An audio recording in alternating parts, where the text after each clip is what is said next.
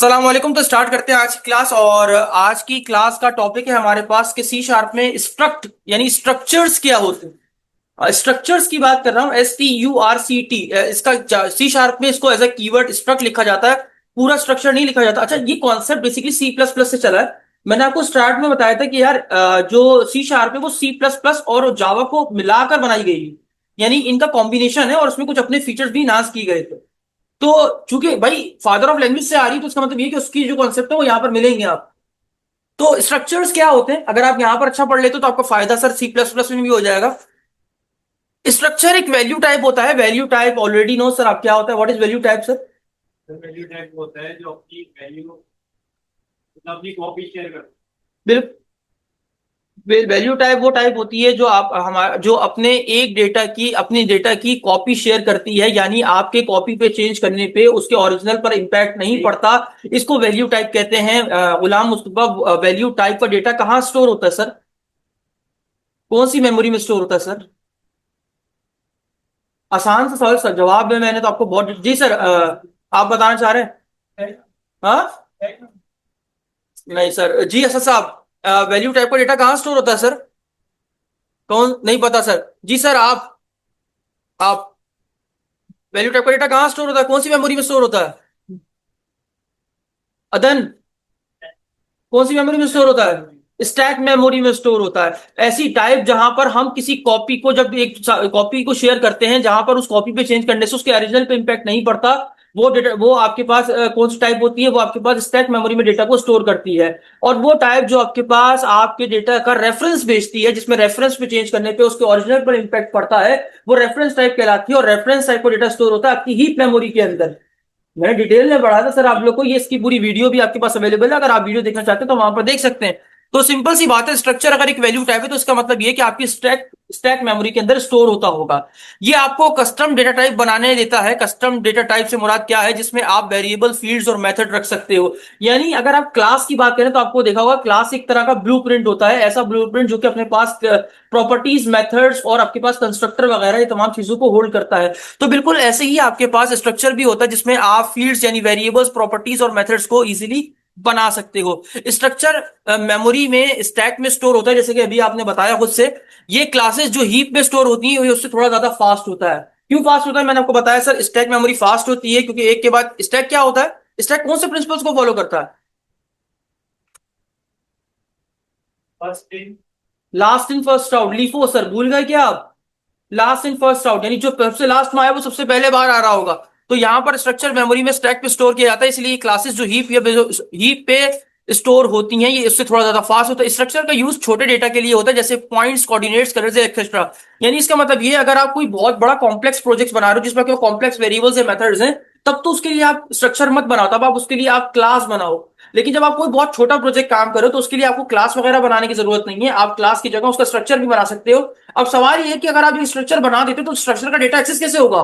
Sir मैंने आपको बताया ना, ये भी एक तरह का ब्लूप्रिंट है। तो जैसे क्लास को एक्सेस करने के लिए उसका इंस्टांस बना सकते हैं यानी ऑब्जेक्ट बना सकते हैं, तो बिल्कुल ऐसे ही हम स्ट्रक्चर को एक्सेस करने के लिए उसका इंस्टांस यानी उसको भी ऑब्जेक्ट के जरिए एक्सेस किया जा सकता है। लेकिन हम जो है दोनों में हम क्या फर्क है वो थोड़ी देर में देखेंगे। लेकिन आप ये बात जान लीजिए, हम स्टैक के सॉरी स्ट्रक्चर के अंदर भी फील्ड्स, प्रॉपर्टीज और कंस्ट्रक्टर्स या मेथड्स को रख सकते हैं।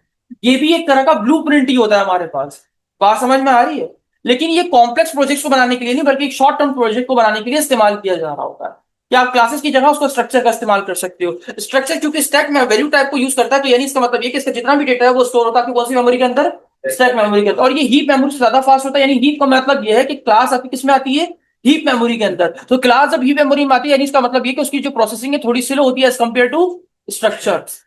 बात समझ में आ गई? तो सवाल ये कि how to create structure, how to write code in structure. तो भाई बड़ा सिंपल है, जैसे आप क्लास बनाते हो, क्लास की जगह आप यहाँ पर स्ट्रक्चर का कीवर्ड यूज कर सकते हो। तो यहाँ पर देखिए सिंपल आपके सामने दिख रहा है कि यहाँ पर एक स्ट्रक्चर बनाया गया, किसके नाम से? पॉइंट के नाम से। यहाँ पर दो प्रॉपर्टीज को रखा गया है। फिर एक बात बता दूं, स्ट्रक्चर के अंदर जो भी प्रॉपर्टीज होती है वो बाय डिफॉल्ट प्राइवेट होती है। Sorry sir.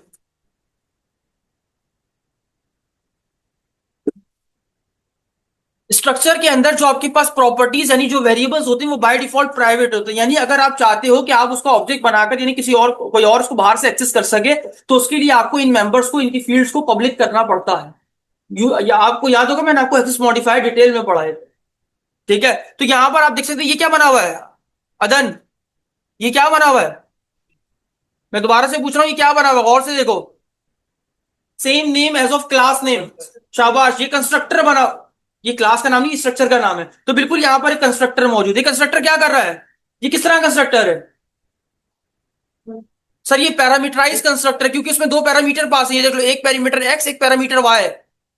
अब ये कर क्या रहा है गौर से देखिएगा, इसने किया क्या समझिएगा, यहां पर इसने दो वेरी एक स्ट्रक्चर बनाया, इसमें दो वेरिएबल्स ले लिए एक्स और वाई, बात समझ में आ गई। फिर इसने कंस्ट्रक्टर को कॉल किया, इसने कंस्ट्रक्टर में दो पैरामीटर्स ले लिए, यानी जब भी इसका ऑब्जेक्ट बनेगा तो ये हमेशा कितनी चीजें लेगा, दो। एक्स और वाई में जो लेगा वो एक्स किसमें स्टोर कर देगा, दिस डॉट एक्स का मतलब क्या होता है, दिस किसको रेफर करता है पता है, नहीं पता, छोड़ दो, आओ समझाता हूं सर, आओ कोर्स से समझाता हूं। ये समझ में आया कि स्ट्रक्चर क्या होता है, आइए इसको कोर्स से समझाता हूं, आपको समझ में आ जाएगा।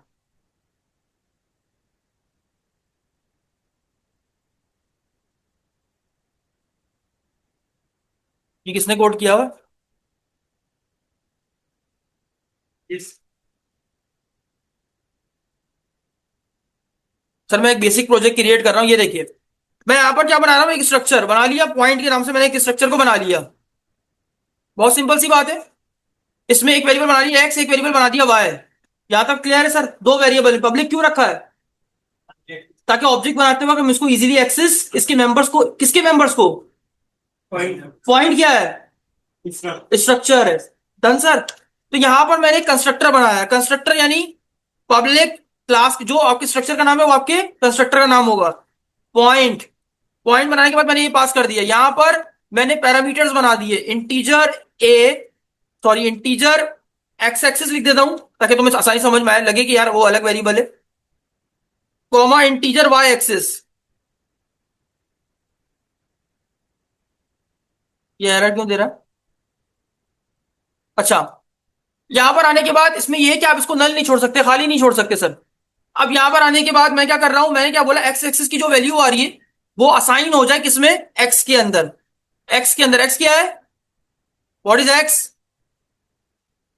आपका वेरिएबल है। तो अब यहां पर क्लास के यानी स्ट्रक्चर के मेंबर को रिप्रेजेंट, अगर मैं चाहता हूं, मैं बात कर रहा हूं इस स्ट्रक्चर की इन प्रॉपर्टीज की, तो यहां पर मैं दिस दिस अगर लिखता हूं तो दिस किसको रिप्रेजेंट करता है, दिस कहता है पॉइंट को, यानी स्ट्रक्चर को रिप्रेजेंट करता है, यानी इसमें रहते हुए मैं कहूं दिस इस पॉइंट के एक्स वेरिएबल में एक्स एक्सिस को डाल दो।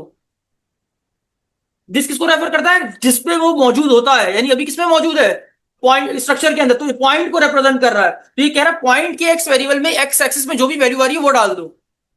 उसके बाद सेम हमने क्या करना है, वाई एक्सिस को क्या किया हमने, वाई में स्टोर कर दिया सर, डन, एरर चला गया। अब उसके बाद मैंने स्ट्रक्चर में क्या बना दी, ये क्या बनी हुई एक्स पॉइंट स्ट्रक्चर के अंदर, शाबाश, इनके नाम बताओ, प्रॉपर्टीज, प्रॉपर्टीज का और नाम क्या होते हैं, डेटा मेंबर्स, डेटा मेंबर का और नाम क्या होते हैं, वेरिएबल्स, वेरिएबल्स का और नाम क्या होता है, एट्रीब्यूट्स।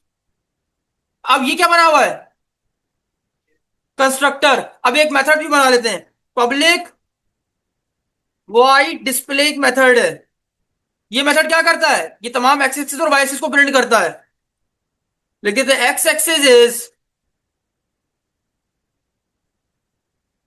अब आपको पता है वेरिएबल स्ट्रिंग में डायरेक्ट वेरिएबल को प्रिंट करना हो तो आप डॉलर साइन पहले लगा दो, ये मैंने सी शार्प में आपको सिखाया था। यहां पर किसको प्रिंट कर दो, शाबाश, एक्स को प्रिंट कर दो, और यहां पर किसको प्रिंट कर दो,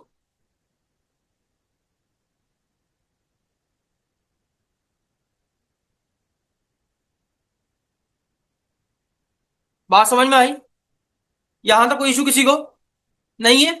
मैंने किया क्या है, दोबारा से एक बार पढ़ते हैं, एक स्ट्रक्चर बना हुआ है जिसमें प्रॉपर्टीज दो डिफाइन की गई हुई है। कंस्ट्रक्टर क्या कर रहा है, जब ऑब्जेक्ट बनेगा यानी इस स्ट्रक्चर का, तो ये दो वैल्यूज लेगा और एक्स और वाई में असाइन कर देगा।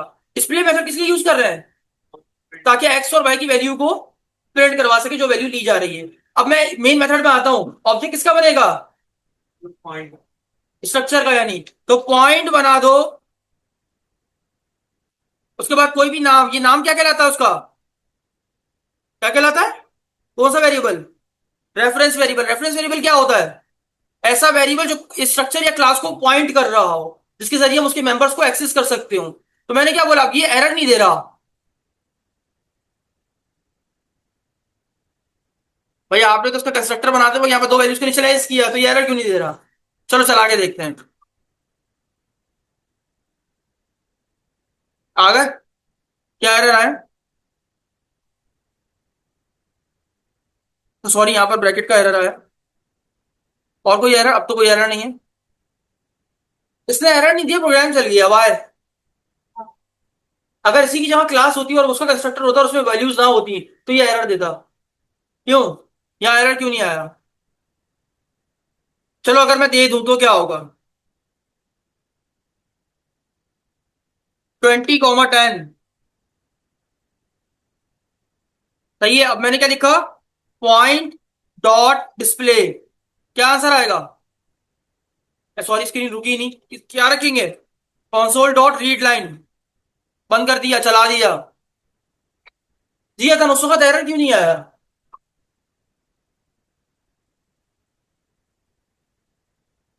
बताइए। जब मैंने कंस्ट्रक्टर बनाया तो मैंने इसको बोला ना कि कंस्ट्रक्टर के अंदर दो वैल्यूज ली जा रही होंगी। तो जब दो वैल्यूज ली जा रही होंगी तो यहां पर एरर क्यों नहीं आया? ये देखो, कोई एरर नहीं है। ऐसा क्यों हुआ? शाबाश, तुमको आसान है। Default value. यानी इसका मतलब ये है कि आपका कंस्ट्रक्टर डिफॉल्ट वैल्यू यानी ले लेता है, खुद से ले लेता है। बात समझ में आई? इस कंस्ट्रक्टर, सॉरी, स्ट्रक्चर में आपका जो कंस्ट्रक्टर बनता है उस स्ट्रक्चर का, तो वो बाय डिफॉल्ट वैल्यू खुद गेट कर लेता है। इसको थोड़ा सा और डिटेल में पढ़ते हैं यार। थोड़ा सा इसमें कहीं ना कहीं प्रॉब्लम है हमारे पास। तो यहां पर हम क्या करते हैं, इसमें देते हैं और ये पूछते हैं, जब हमने इसका कंस्ट्रक्टर बनाया तो पैरामीटराइज था,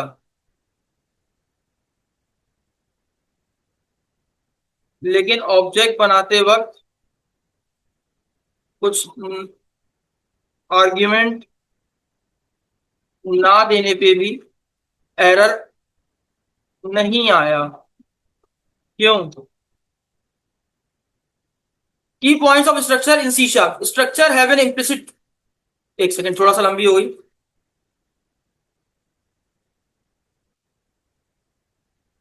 स्ट्रक्चर में डिफॉल्ट पैरामीटर्स कंस्ट्रक्टर हमेशा होता है, चाहे तुम अपना पैरामीटराइज कंस्ट्रक्टर बनाओ या नहीं बनाओ। यानी इसका मतलब यह है कि डिफॉल्ट पैरामीटर लेस कंस्ट्रक्टर हमेशा होता है। यानी अगर तुम कंस्ट्रक्टर यहां पर बनाओगे भी नहीं ना, तो वो बाय डिफॉल्ट कंपाइलर कंपाइल करते वक्त इसमें पैरामीटर, उसमें कंस्ट्रक्टर खुद से इन्वॉल्व कर देता है, जैसे क्लास के अंदर इन्वॉल्व करता है। ठीक है, आगे बढ़ते हैं। इसलिए न्यू पॉइंट करने पर एरर नहीं आया, क्योंकि वो डिफॉल्ट कंस्ट्रक्टर कॉल होता है जो एक्स और वाई को जीरो सेट कर देता है बाय डिफॉल्ट।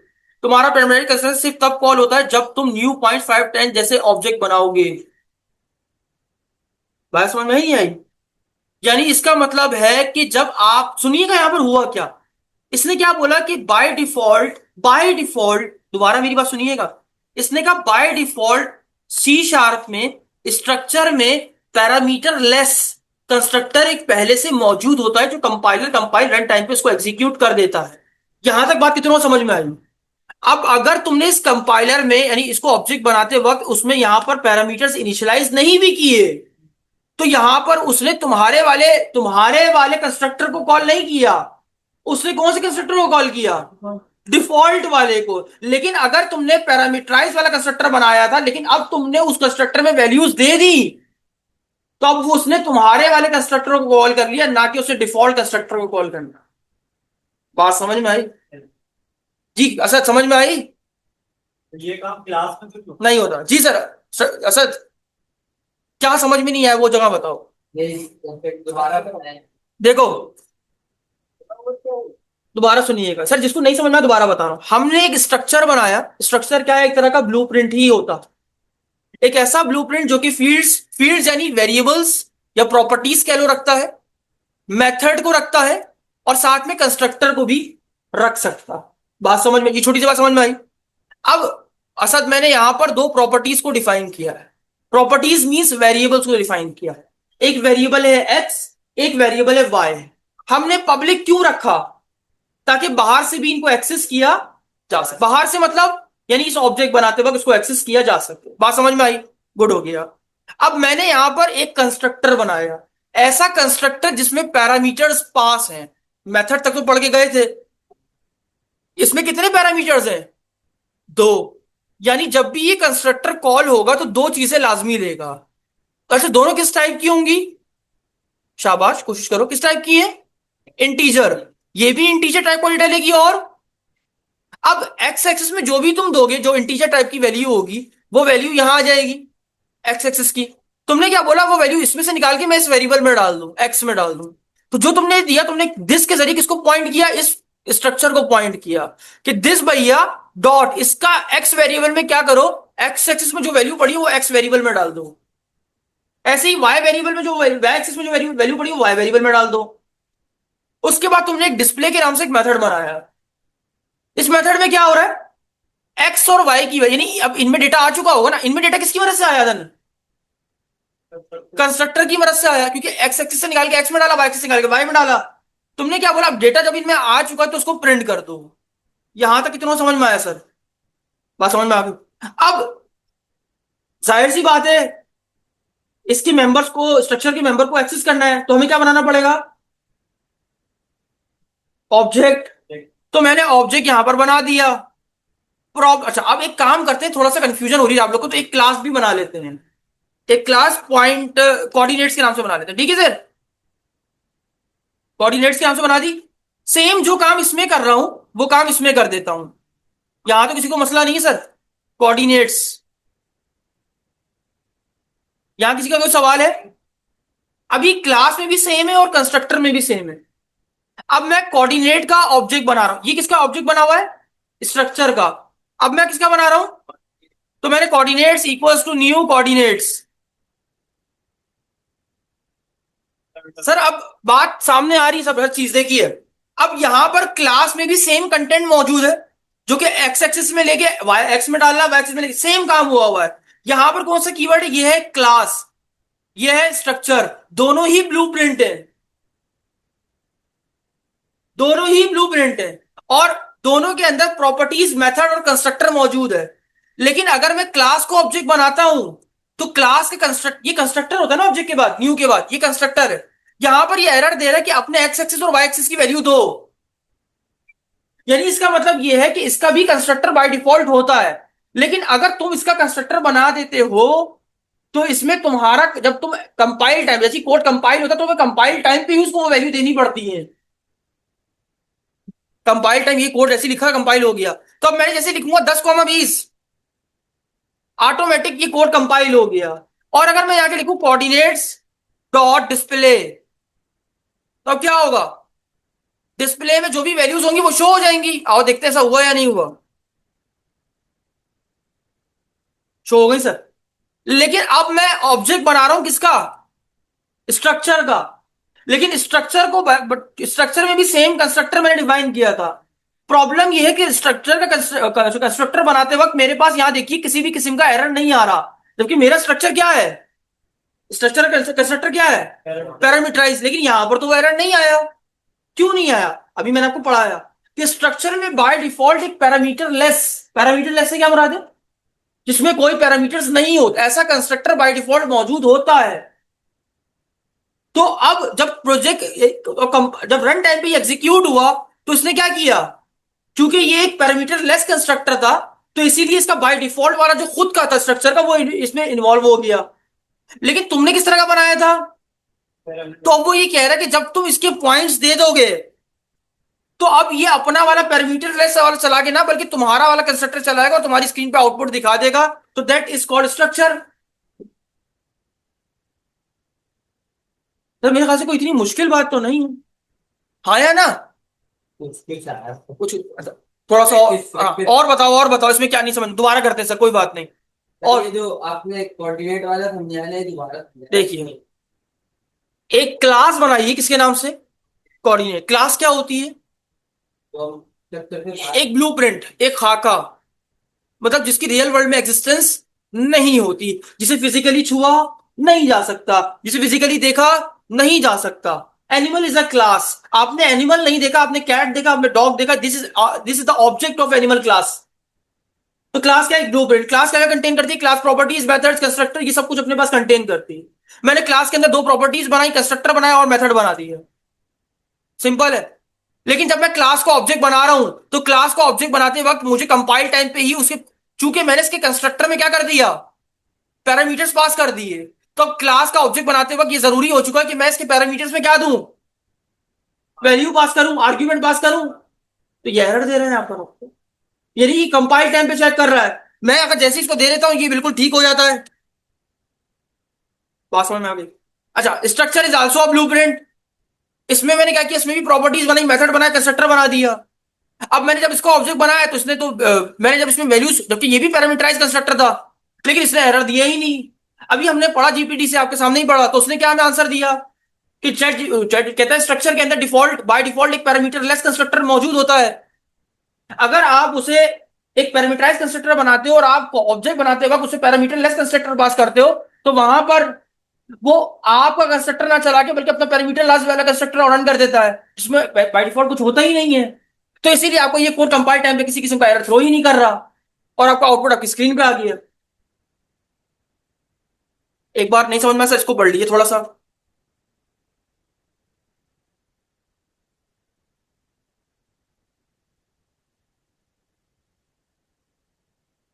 स्ट्रक्चर के अंदर सी शार्प ऑटोमेटिक एक डिफॉल्ट कंस्ट्रक्टर देता है जो सब वेरिएबल को जीरो या डिफॉल्ट वैल्यू पे सेट करता है। छोटी सी बात लिखी हुई है सर, जब तुम न्यू पॉइंट लिखते हो तो वो उसी डिफॉल्ट कंस्ट्रक्टर को कॉल करता है, इसके लिए कोई एरर नहीं आता। और कौन सा वाला ऑटोमेटिक कॉल हुआ? डिफॉल्ट, जो खुद सी स्ट्रक्चर ने बनाया। तुम्हें जो पॉइंट एक्स और वाई वाला कंस्ट्रक्टर बनाया है वो तभी चलेगा जब तुम पॉइंट के अंदर आर्ग्यूमेंट्स दोगे, उससे पहले वो एग्जीक्यूट करेगा ही नहीं। तो स्ट्रक्चर में डिफॉल्ट कंस्ट्रक्टर ऑलवेज होता है, इसीलिए आर्ग्यूमेंट ना देने पर भी एरर। और क्या बताऊं सर, क्लियर हो गया स्ट्रक्चर? कोई सवाल? अब मेरे लेक्चर पे आ जाइए। कुछ की पॉइंट्स है। स्ट्रक्चर में पैरामीटराइज कंस्ट्रक्टर हो सकता है, पर डिफॉल्ट कंस्ट्रक्टर विदाउट पैरामीटर्स नहीं होता, कंपाइलर देता है। ये देखो मैंने यहां लिखा हुआ है, स्ट्रक्चर को इनहेरिट नहीं कर सकते, यानी यहां पर आप क्लास के साथ तो किसी और क्लास को इनहेरिट कर सकते हो, स्ट्रक्चर में इनहेरिटेंस पॉसिबल नहीं है, यानी स्ट्रक्चर इनहेरिट नहीं कर सकता। डन? इनहेरिटेंस तो पता है ना? नहीं पता तो वीडियो देखिए सर जाकर। स्ट्रक्चर के अंदर फील्ड बाय डिफॉल्ट पब्लिक नहीं होते, इसीलिए पब्लिक लिखना जरूरी है अगर आप उन्हें बाहर से एक्सेस करना चाहते हो। ये बात मैंने आपको ऑलरेडी बता दी है। क्लास की जगह स्ट्रक्चर से क्यों करें? Performance. Structure value type stack में स्टोर होता है, इससे एलोकेशन और डी एलोकेशन फास्ट होता है। ये मैं ऑलरेडी आपको लास्ट क्लास में पढ़ा चुका हूं। क्लास रेफरेंस टाइप है, हीप पे स्टोर होती है, और गार्बेज कलेक्टर को मैनेज करना पड़ता है, थोड़ा स्लो हो सकता है। गार्बेज कलेक्टर क्या होता है? जो ऑटोमेटिकली आपके पास अनकॉल्ड मेथड्स को फ्री करवा देता है, आपकी मेमोरी से रिलीज कर देता है। छोटी सी और सिंपल डेटा के लिए बेस्ट। अगर आपका डेटा छोटा है, जैसे coordinate x y, colour RGB या डेट टाइम वैल्यूज, को स्ट्रक्चर बेटर रहेगा। क्लास हैवी ऑब्जेक्ट्स के लिए होती है जिसमें कॉम्प्लेक्स बिहेवियर या इनहेरिटेंस चाहिए हो। यानी अगर आप एक ऐसा ब्लूप्रिंट बना रहे हो जिसमें आपको इनहेरिटेंस की जरूरत ही नहीं है और एक बहुत छोटा सा डेटा, वहां पर आप क्लास की जगह क्या बना लो? स्ट्रक्चर बना लो। लेकिन अगर आप कॉम्प्लेक्स डेटा और आपको मल्टीपल क्लासेस में उसको इनहेरिट भी करना है, तो वहां पर आप क्या यूज करोगे? क्लास यूज करोगे। तो बहुत सिंपल सी बात थी सर, इसमें कोई इतनी दो राय नहीं है। Simple small short life data structure से बना लो, complex object with behaviour inheritance that is called class. तो सवाल यहां पर स्ट्रक्चर को लेके, असद जी सर, कोई मसला सर? लास्ट में सर कोई इशू सर? इधर गुलाम उस वक्त जो दोनों बैठे हैं। जी साजिद जी, इधर लास्ट में कोई इशू सर? पक्का नहीं, कुछ नहीं पूछना, कुछ नहीं पूछना। अफवान, कुछ नहीं पूछना। नेक्स्ट टॉपिक किस चीज की? अभी तो बताइए मतलब यूज किया सर। यूज केस में पता है। हाँ देखिए सर, यूज केस में आप यूज कर सकते हैं। एग्जांपल के तौर पर अगर आप एक ऐसा प्रोजेक्ट बना रहे हो, एक ऐसा प्रोजेक्ट नहीं बना रहे हो बेसिकली, जस्ट आप एक ऐसा बना रहे हो जिसमें आपको नाम, ईमेल, एज या ये तमाम प्रॉपर्टी, छोटी छोटी प्रॉपर्टी है जिसमें आपको सिर्फ डेटा स्टोर करना है फॉर रिजल्ट, बहुत छोटे लेवल के ऊपर, और आप समझते हो कि यार आपका प्रोजेक्ट इसके आगे फर्दर कोई और इन्हांसमेंट या उसमें मॉडिफिकेशन नहीं है, बहुत छोटे लेवल पे प्रोजेक्ट है, तो वहां पर आप क्या करो, वहां पर आप स्ट्रक्चर का इस्तेमाल कर सकते हो, क्योंकि स्ट्रक्चर इनहेरिट नहीं हो सकता।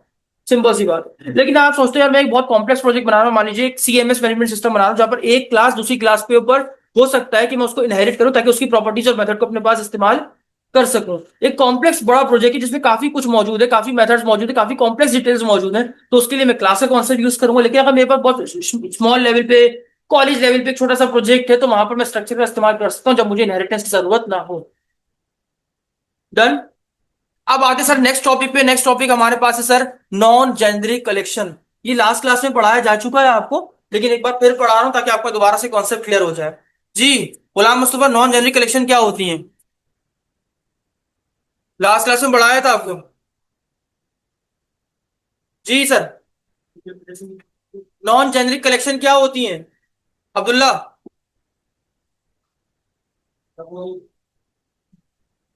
Script type data store.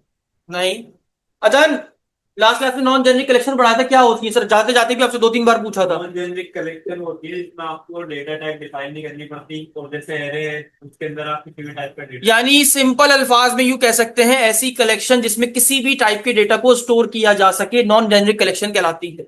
यानी उसमें स्पेसिफिक किसी चीज की लिमिटेशन नहीं होती कि भाई अगर आपने इंटीजर बना दिए तो इंटीजर ही स्टोर करेंगे, स्ट्रिंग बना दी तो स्ट्रिंग ही स्टोर करेंगे। ऐसा कुछ भी नहीं होता। यानी अगर आप स्ट्रिंग भी स्टोर कर रहे हैं, आप एक बुलियन भी स्टोर कर रहे हैं, आप एक करेक्टर भी स्टोर कर रहे हैं, यानी आप किसी भी टाइप का डेटा स्टोर कर सकते हैं। ऐसी कलेक्शंस को सी शार्प के अंदर कौन सी कलेक्शन कहा जाता है? नॉन जेनरिक कलेक्शन कहा जाता है। ये कलेक्शन टाइप सेफ नहीं होती। जी, टाइप सेफ का मतलब क्या होता है सर? ऑलरेडी पढ़ा जा चुका है। टाइप सेफ का मतलब ये होता है जिसमें हमें वैल्यू के वेरिएबल के अंदर वैल्यू साइन करते वक्त उसको डेटा टाइप डिफाइन ना करनी पड़े। जैसे हम पहले लिखते थे ना सर, याद होगा आपको, ये देखिए। अब इसका मतलब क्या है? इसका मतलब क्या है? ये टाइप सेफ है। इसका मतलब क्या है कि इसमें इस वेरिएबल में जब वैल्यू दी जाएगी तो वो किस टाइप की होगी? यानी टाइप सेफ का मतलब इंटीजर दिया है तो इंटीजर ही आएगा। लेकिन आपके पास नॉन जेनरिक कलेक्शन वो कलेक्शन जिसमें आपको ये जरूरत ही नहीं है कि आप डिफाइन करो कि इंटीजर लूंगा, स्ट्रिंग लूंगा या बुलियन लूंगा। आप बस डेटा पुट करते जाओ, किसी भी डेटा टाइप के डेटा को स्टोर कर सकती हो। उसको क्या बोलते हैं? नॉन जेनरिक कलेक्शन बोलते हैं। Done. Done. Non generic collection कई तरह की होती है। नंबर 1 यहां पर array list, hash table, queues, stack and sorted list. Done. Done. आइए आगे बढ़ते हैं। What is array list? एक ऐसी लिस्ट जो किसी भी टाइप आइटम्स को स्टोर कर सकती है। साइज डायनेमिकली बढ़ता या घटता है। यानी यहां याद होगा, हमने एरे पढ़ा था सर, आपको याद होना चाहिए।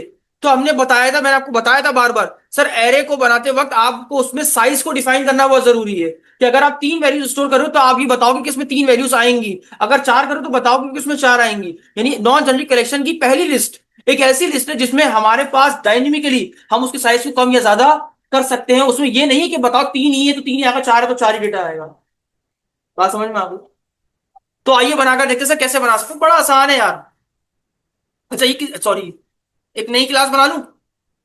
आपको पता है प्रोग्राम में 2 मेन के मेथड नहीं हो सकते, तो इसको बंद कर दूं?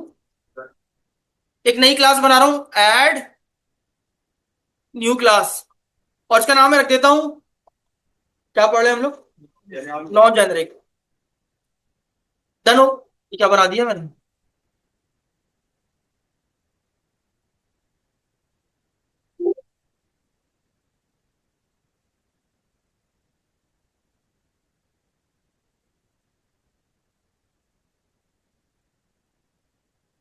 ये देखिए सर, सिंपल सा कोड आपकी स्क्रीन पे मौजूद है।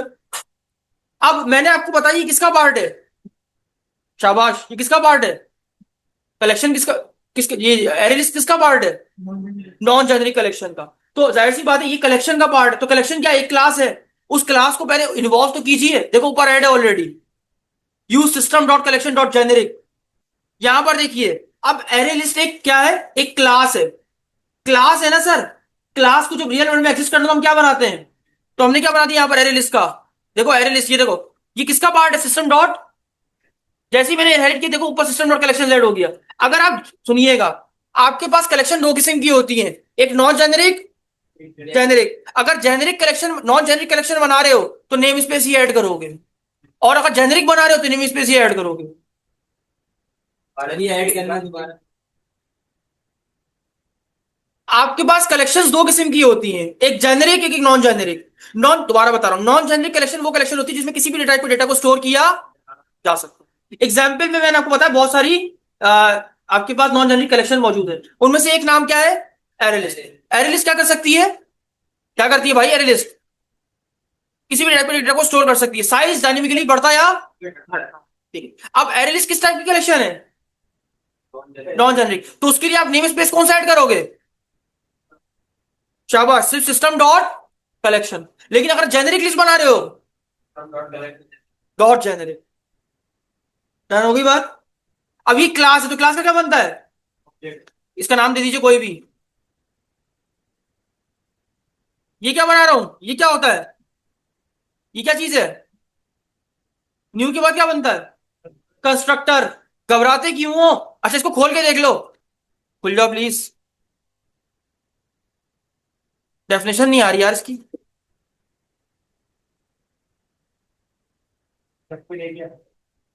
कंट्रोल नहीं दबा, जैसे वो कंट्रोल दबा की लाइन आई थी ना, आपने देखा होगा, मैंने आपको लास्ट टाइम कितनी बार दी है।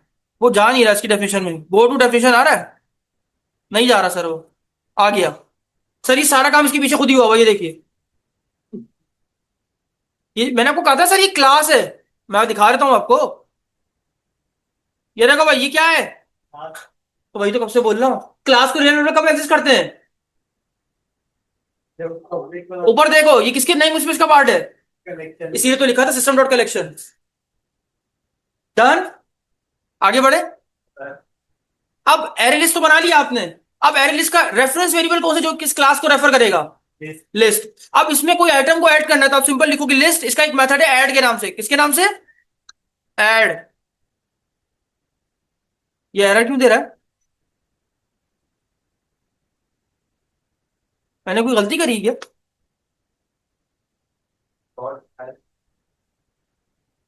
नहीं सर, ऐसी लगता है। ये देखो,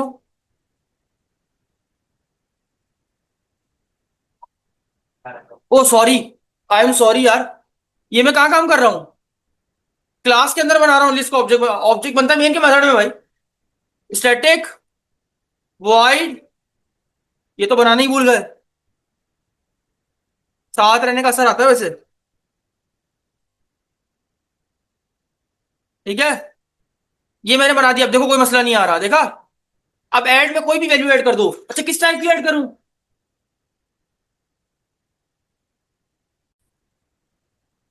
यहां पर आपने ऑब्जेक्ट बनाने के बाद अगर आपने लिस्ट में किसी भी टाइप की आइटम को ऐड करना है तो आपके पास उस रेफरेंस वेरिएबल के साथ कौन सा मेथड यूज होता है?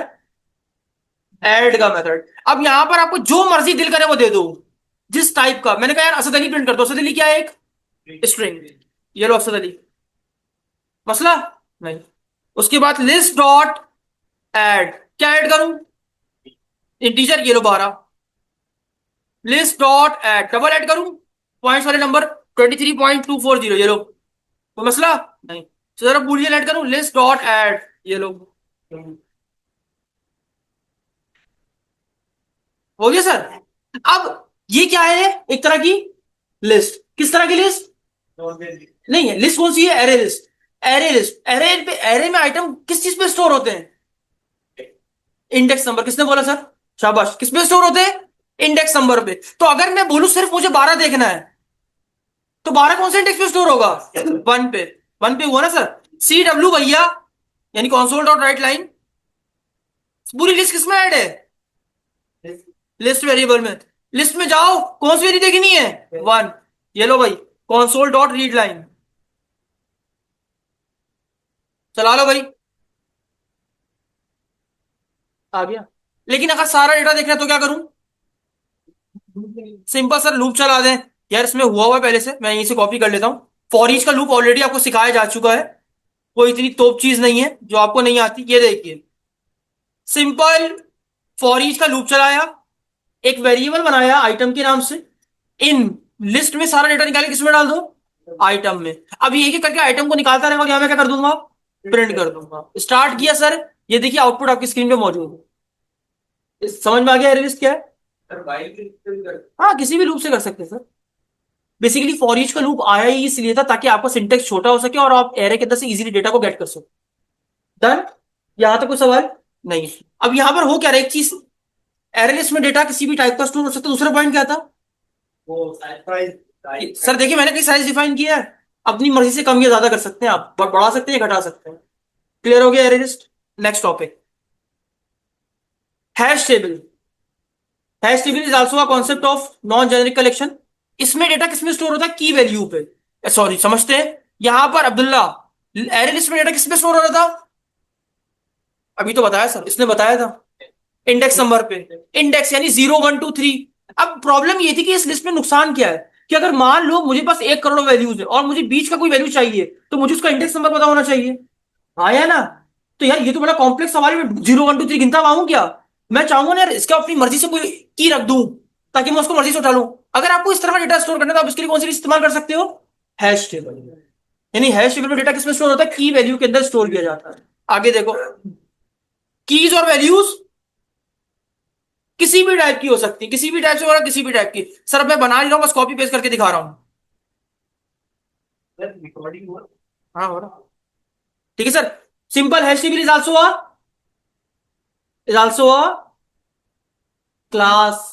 क्लास का क्या बनता है? ऑब्जेक्ट बना लिया। यहां पर टेबल में क्या बोला, ये किसकी क्या बना रहा हूं? की। टेबल की टेबल किस नाम से बनाई? की नेम। उसमें वैल्यू क्या डाल दी? इसमें क्या, ये क्या बनाई है? की। ये क्या डाल दिया? वैल्यू। प्रिंट कर दिया सिंपल नेम और एज को, आउटपुट देख लो। जहां पर डेटा की वैल्यू में स्टोर हो, जिसकी की भी किसी टाइप की हो सकती है, वैल्यू किसी टाइप की, उस तरह की कलेक्शन क्या बोलते हैं? Hash table. Done sir. ये ऑब्जेक्ट तो बनता है ना हर किसी, ये क्लास ही है ना सारी। ये ऑब्जेक्ट होता है। ये ऑब्जेक्ट बनाया ना, हाँ। तो ये हैश टेबल तो एक क्लास है ना सर, ये देखो, ये क्लास को ऑब्जेक्ट बनाया ना मैंने। ये ऑब्जेक्ट है ना सर, ये जो है ऑब्जेक्ट होता है ना। हाँ, जावास्क्रिप्ट में इसको बोल सकते हैं, हाँ। यहाँ क्या? इसे सिंपल ऑब्जेक्ट ही बोलेंगे सर। ठीक है सर। डन। अगर आपको इंडेक्स नंबर पर डेटा स्टोर करना हो कलेक्शन, नॉन जेनरिक कलेक्शन में, तो आप किस पे करोगे? Array list. Array list also a class. Done. किसकी क्लास है वो? सिस्टम। सिस्टम डॉट कलेक्शन की। हैश टेबल में क्या होता है? हैश टेबल में डेटा स्टोर हो सकता है की वैल्यू पेयर के अंदर, और की भी किसी टाइप की हो सकती है और वैल्यू भी किसी टाइप की हो सकती है। Next concept, Q. अच्छा, दो किस्म के होते हैं, स्टैक और क्यू। स्टैक कौन से प्रिंसिपल को फॉलो करता है? LIFO. LIFO. Last in first. Sir LIFO. हाँ, लीफो मीन्स, अच्छा लीफो बोल रहे थे, सॉरी मैं समझा फीफो। लीफो का मतलब होता है लास्ट इन फर्स्ट आउट, ऐसे ही क्यू होता है। क्यू मतलब कहते हैं कतार को। एक ही सब में खड़े हो गए महमूदो याज, वो कतार लग गई सर आपकी। आपने देखा हो सर बैंक के लागे लाइन लगती है। अच्छा, कतार का कॉन्सेप्ट पता है क्या होता है? जो पहले आया वो पहले बाहर निकलेगा, फर्स्ट इन फर्स्ट आउट। तो यानी क्यू का कॉन्सेप्ट होता है, प्रिंसिपल होता है फीफो, पहले आओ पहले पाओ। बात समझ लो। तो यहां पर क्यू कौन से प्रिंसिपल को फॉलो करता है? फीफो को। पहला डाला हुआ आइटम पहले ही निकलेगा। एग्जाम्पल बताइए, बैंक की लाइन। सच्ची एग्जाम्पल क्या हो सकती है? जो पहले आया वही पहले बाहर जाएगा। बात समझ में आ गई? डन। अब ये this is also part of non generic collection. अब इसमें कैसे आइटम ऐड होते हैं बता दूं सर। सेम, बस यहाँ लिखता जा रहा हूं सर, आप देखते रहिए, कोई मुश्किल काम नहीं है। सिंपल क्यू का ऑब्जेक्ट बनाया है। अगर आपको इसमें कोई एलिमेंट ऐड करना हो, इन क्यू मतलब होता है डालना, डी क्यू मतलब बाहर निकालना। ये क्या है? ये क्या है? क्या सर? यहाँ ये तो क्लास का ऑब्जेक्ट है सर, ये भी क्लास है ना। ये समझाएंगे तब उसको समझ में आ गया। ये ऑब्जेक्ट है, हाँ। की वैल्यू पेयर, उसी की से वैल्यू को एक्सेस कर सकते हैं। हाँ। ये इसके अलावा वो है सर यही समझ लीजिए, एक तरह का ये भी एक ऐसा, ऐसी लिस्ट है जिसमें डेटा को स्टोर किया जा सकता है, लेकिन ये जो डेटा को स्टोर करती है वो एक कतार में करती है, यानी जो पहले आएगा वो पहले ही बाहर जाएगा। सर ये डीएसए की कॉन्सेप्ट है, data structures and algorithms, stack and Q. ठीक है, हमने कभी ये आपने यूज नहीं किया हो, इसलिए आपको पता नहीं है ना सर। आपने सी प्लस प्लस पढ़ी होगी, यकीन मानिए आपको यहाँ समझने की जरूरत ही नहीं पड़ती। इसीलिए कहते हैं फर्स्ट लैंग्वेज इंसान को सी प्लस प्लस पढ़नी चाहिए। ठीक है सर। तो यहां पर देखिए, क्यू क्लास है, क्लास का क्या बनाएंगे? ऑप्शन। इसमें कोई भी आइटम ऐड करना हो तो कौन सा मेथड यूज होता है? इन क्यू। और कोई आइटम निकालना है तो सिंपल, ये तो लिखा है यहां पर, देखो इन क्यू से ऐड किया, और मैंने क्या बोला, काउंट कहां तक चले जब तक वैल्यू 0 से बड़ी है। Q dot D Q. चला के देख लो सर, आंसर आ जाएगा। फर्स्ट सेकंड थर्ड, जो पहले किया वो पहले ही बार आया। Done. This is called Q. आइए स्टैक। स्टैक का पढ़ लो, ये तो मैं तो कितनी बार पढ़ा चुका हूं भाई। लास्ट डाला हुआ आइटम पहले बार आएगा, ठीक है सर। स्टैक में पुश और पॉप होता है। पुश मतलब ऐड करना, और पॉप मतलब बाहर निकालना। तो यानी इसका मतलब ये कि जो आखिर में डाला वो सबसे पहले बाहर आएगा। 1 2 3, तो आंसर क्या आएगा?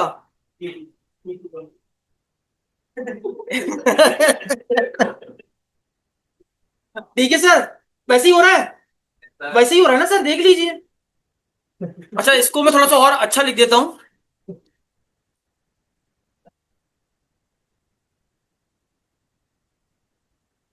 एक बार अगर आप इसके आउटपुट को भी देख लोगे ना, गौर और फिक्र कर लोगे, तो मेरे ख्याल से आपको ये लिस्ट जो है ना, नॉन जेनरिक कलेक्शन का, ऐसा नहीं कि समझ में ना आए।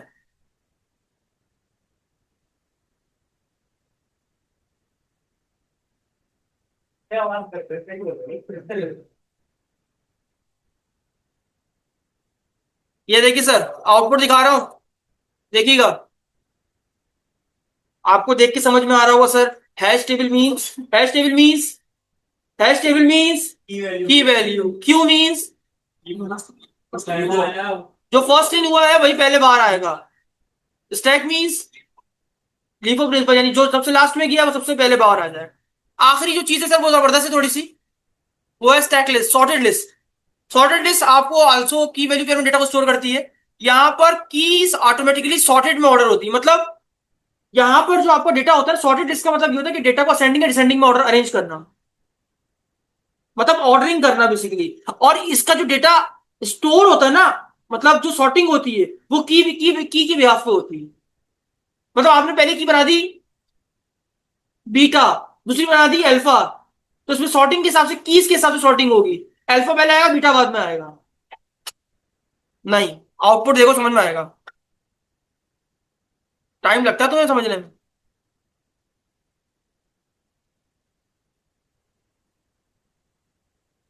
सॉर्टेड लिस्ट का ऑब्जेक्ट बनाया, इसमें आइटम को ऐड करने के लिए ऐड लिखते हैं, क्योंकि की वैल्यू में डेटा स्टोर होता है। तो ये बताया 3 की ये है, 1 ये है, और 2 ये है, ऐड कर दिया।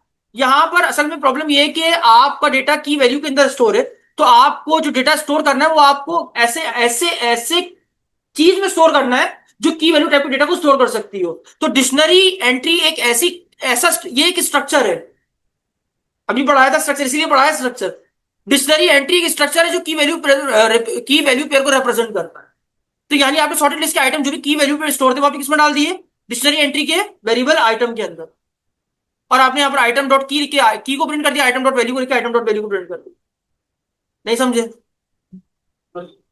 बाउंसर की आपने सॉर्टेड लिस्ट बनाई, ये क्या है उस क्लास का?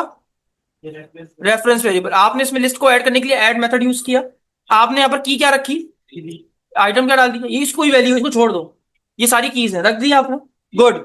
फॉर ईच का लूप चलाया। प्रॉब्लम ये है कि आपको की वैल्यू दोनों को स्टोर करना है, की वैल्यू दोनों को रिप्रेजेंट करते हुए डेटा को उठाना है। तो आपके पास एक ऐसा स्ट्रक्चर मौजूद है जो कि की वैल्यू को रिप्रेजेंट करता है, उसका नाम क्या है? Dictionary entry. शाबाश। आपने इसका नाम क्या रखा डिक्शनरी एंट्री का? आइटम। जैसे आप लिखो ना वेरिएबल, यहां देखो पर वेरिएबल बनाया, वेर का नाम क्या रखा है? आइटम। यानी ये जो वेरिएबल है ये किस टाइप का है? डिक्शनरी एंटिटी टाइप का, यानी स्ट्रक्चर टाइप का है। डन। आप आपने इसमें क्या बोला? सॉर्टेड लिस्ट में जो आइटम है वो किसमें डाल दो? आइटम।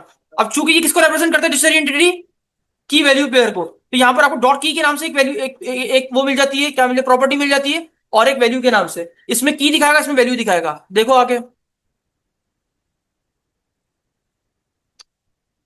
देखो की के अकॉर्डिंग सॉर्ट हो गया। काम की चीज है सर ये। चेंज करिएगा। क्या?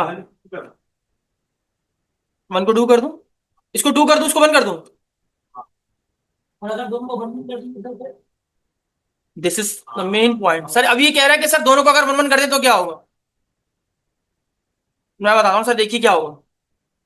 ये देख लीजिए sir, item already has been added in this key, already इस की के ऊपर पड़ा हुआ है, तो आप दोबारा से उसको ऐड। सर मेरे ख्याल से आपको समझ में आ गया होगा, और यहीं पर हाँ। तो आई होप आपको नॉन जेनरिक करेक्शन अच्छे से समझ में आ गई होगी, आपको स्ट्रक्चर अच्छे से समझ में आ गया होगा। यहीं पर खत्म करते हैं क्लास को, मिलते हैं नेक्स्ट क्लास में एक नए टॉपिक के साथ। तब तक के लिए इजाजत दीजिए। अल्लाह हाफ़िज़।